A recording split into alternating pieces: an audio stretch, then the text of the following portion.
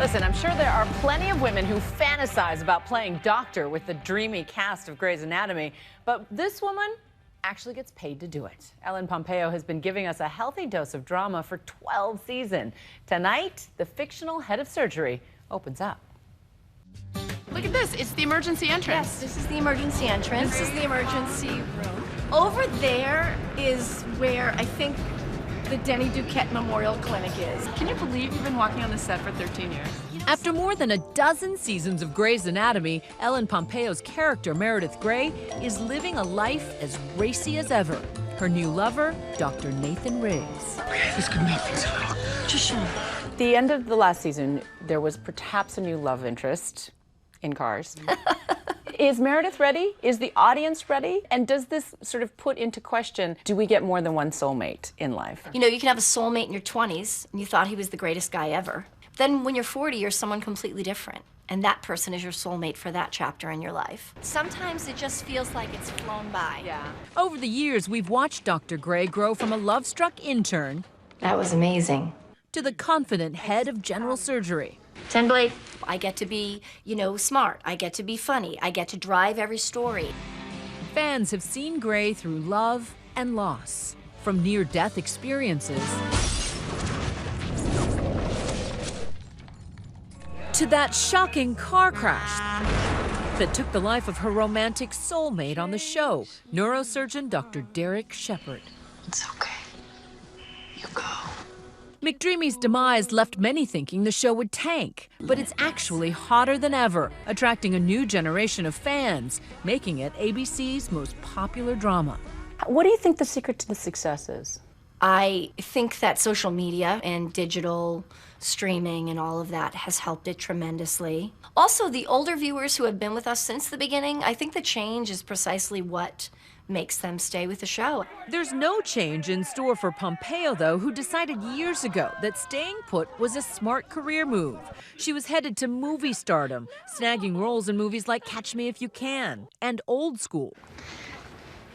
She didn't land her big TV breakthrough in Grey's until she was 33. 3 years later, her contract was up for renegotiation. If I go, I'm 36 and I have to go out into the landscape and try to get jobs and deal with, am I good enough? Am I pretty enough? Am I smart enough? Am I talented enough? Am I all this? Am I young enough? Yeah, am I young enough? And at that point, you know, you really have to sort of delineate your ego from everything. It seems as though there aren't as many meaty roles, you know, for women of a certain age. You know, we're starting to see that change now, but not dramatically enough. When you age on television, what makes it so hard? Your ego. You know, to see your skin doesn't look the same. But you are the sort of poster child for aging gracefully, because you don't want to cover up every flaw or every wrinkle that comes your way. Well, I think as an actor, flaws are a necessity. Nobody's perfect, and I'm not, and I'm okay with that. There's something glorious about aging, too. Yeah, there's something,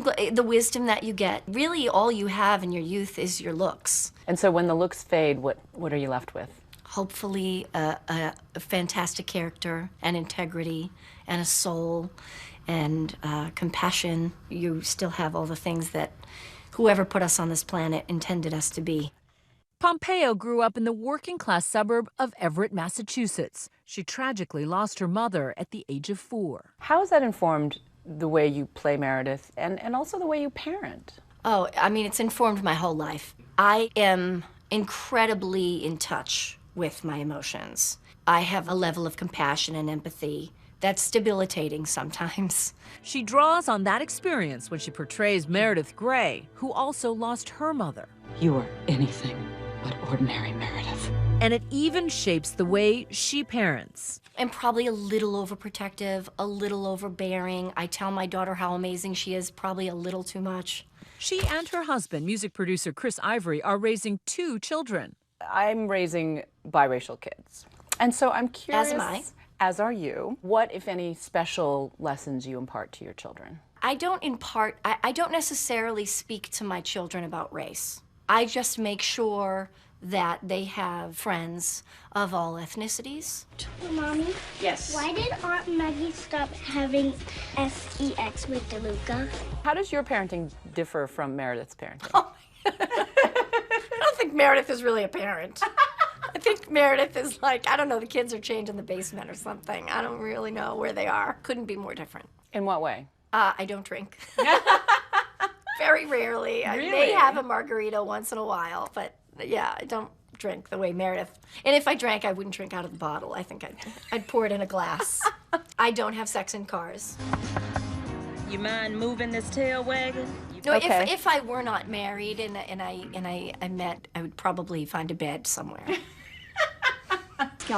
The one thing she and her character do have in common is the fact that they're both working moms. We lean on each other. That's not a sign of weakness or bad parenting if that's where you're going with this. It takes a village, and we have a village. At some point, there is a world for Ellen Pompeo beyond Grey's. What are you burning to do? I think personally I'd rather conquer something I haven't been able to conquer, like producing, which is very challenging, really, really challenging, but I gotta beat it. I gotta get it. And if she's at all like Meredith Grey, you can't count her out.